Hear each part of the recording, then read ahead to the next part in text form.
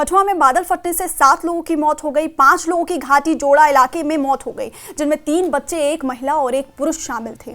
और सबसे ज्यादा नुकसान भी घाटी के जोड़ा इलाके में हुआ है, जहां 5 लोगों ने दम तोड़ दिया और यहां दर्जन के करीब घर पूरी तरह से तबाह हो गए हैं। इसके अलावा जंगलोट इलाके में भी 2 लोगों की मौत हुई है।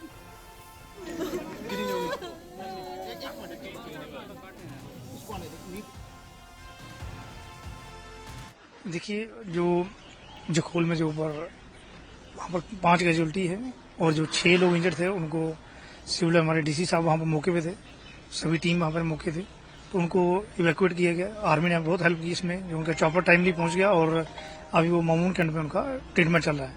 तो यहाँ जो जंगलोट से 5 लोग यहाँ शिफ्ट हुए हैं, जिसमें एक 6 साल का बच्चा है परवीन सिंह जी का, उनकी वाइफ की और बेटी दोनों की डेथ हो गई है इसमें।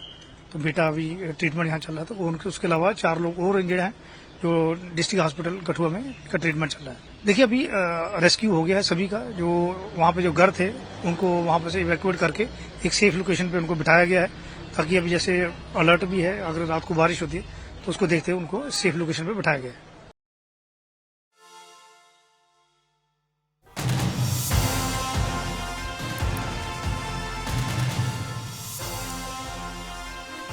तो कठुआ में बादल फटने से 7 लोगों की मौत हुई है। 5 लोगों की घाटी जोड़ा इलाके में मौत हो गई है, जिनमें 3 बच्चे, 1 महिला और 1 पुरुष शामिल थे।